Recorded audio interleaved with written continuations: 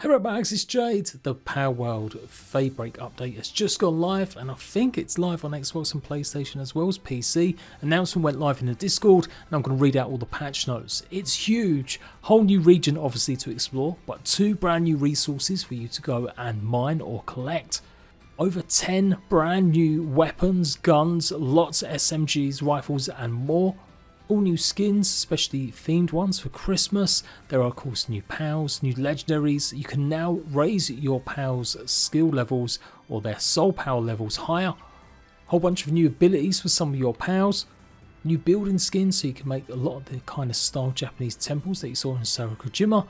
Brand new raids, including a brand new raid boss, or 2 raid bosses, including a brand new oil rig, a large one, as well as a beginner starter rig, coupled together with the hard modes that are now applied, where your pals can permanently die.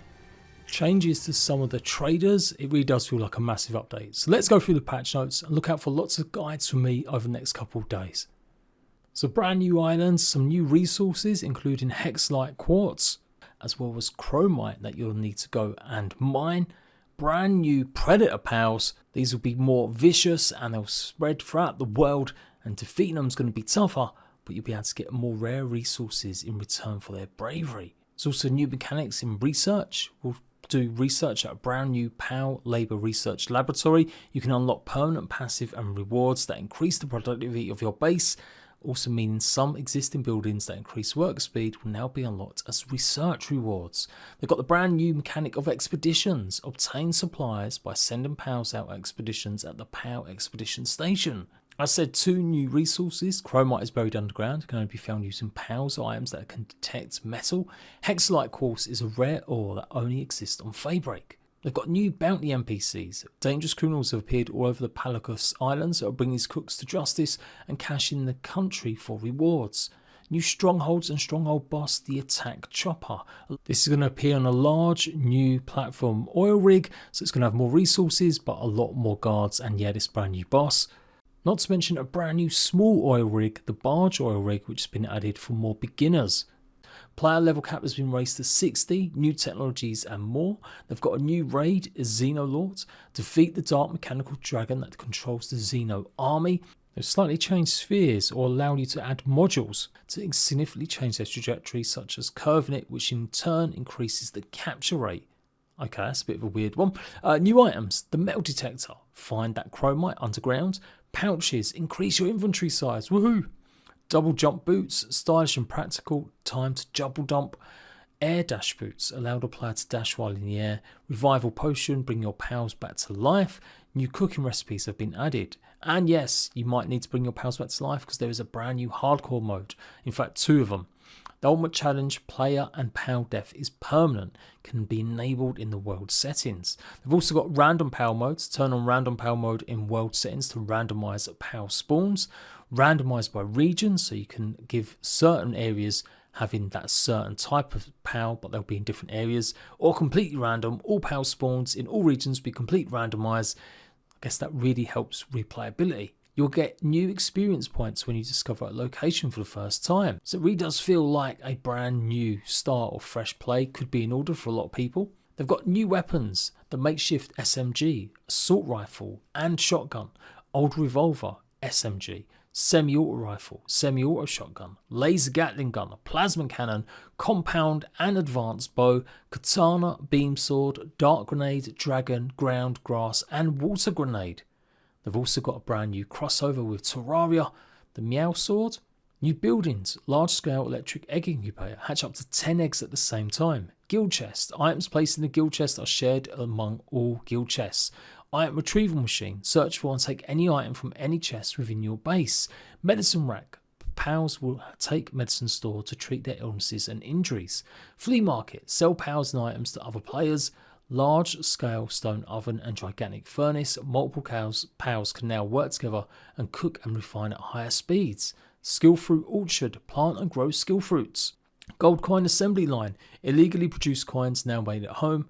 Ladders can now go up and be placed, so no longer have to build stairs. They've got a pure quartz mine, which will help you get the quartz from the comfort of your base, and accumulator. By storing extra electricity, you can keep your facilities running at night while your pals sleep. That's brilliant. That's something I noticed today when I was getting ready for this update.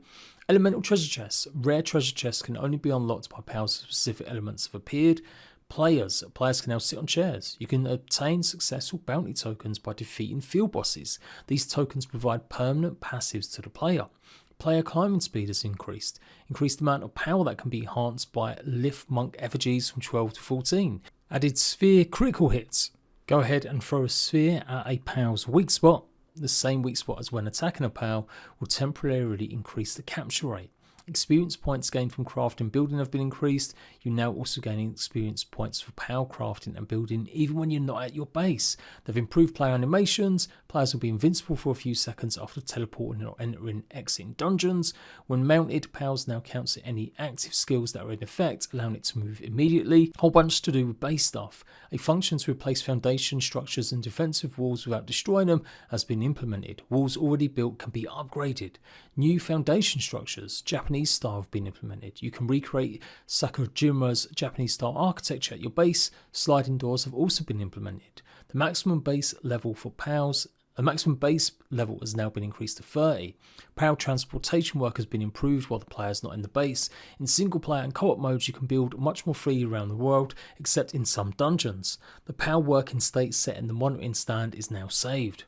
They've got a whole bunch of skins, especially for Christmas. Pudding, Party Night, Winter Style Gillette Ignis, Royal Frostallion, and White Shadowbeak. They've also got limited time skins to all players. Gold Relaxosaurus, Sailor Quiven, Summer Shillet, and there's a whole bunch of new skills. I won't read these all out, but you get the idea. Van Wim's got Flame Breath, Beacon's got Lightning Dive, Cryolinks has got Blizzard Claw. They look really cool. New ground skill, Stone Beat, new dark power, Poison Shower, new dragon skill, Charge Canyon. They've got a new tier passive skills, a higher tier even. Rainbow passive skill has been added, Breed the Ultimate Pal. Swift has been promoted to a Rainbow passive skill and the chance of attaining it has been decreased. Work suitability enhancement books. By using various technique books, you can permanently increase Pal's work suitability. The limit on strengthening Pals with souls has been lifted. It's now possible to further develop your Pals. If a summon Pal has 3 moves that are all on cooldown, it will use the most basic move of its element. Enemy Pals will now use every move they have or know at that level. Alpha Pal eggs are no longer all huge, but are now each the appropriate size. They've added a filter function technology screen. You can now add Pals to your favourites with a single button in the Pal Box UI.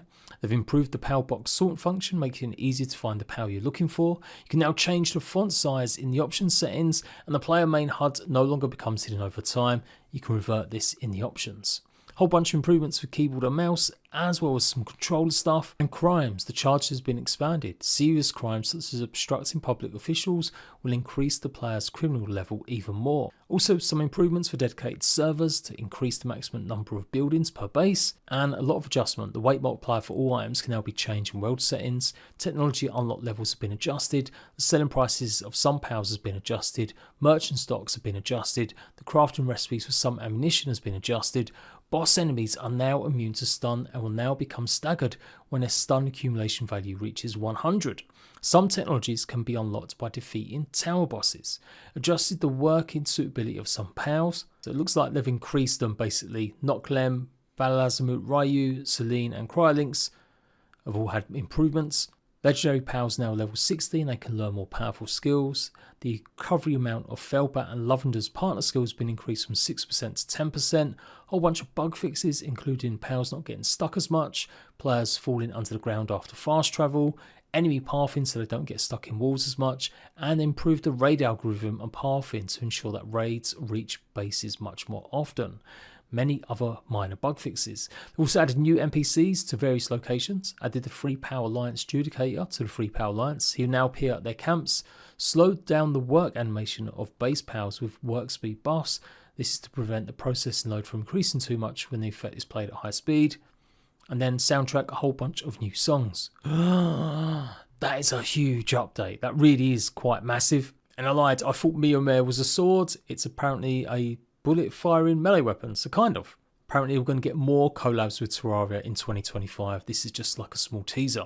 So great stuff. My download is now finished. I'm going to jump straight in. And like I said, I have a ton of guides for you. So make sure you're subscribed and I'll see you soon.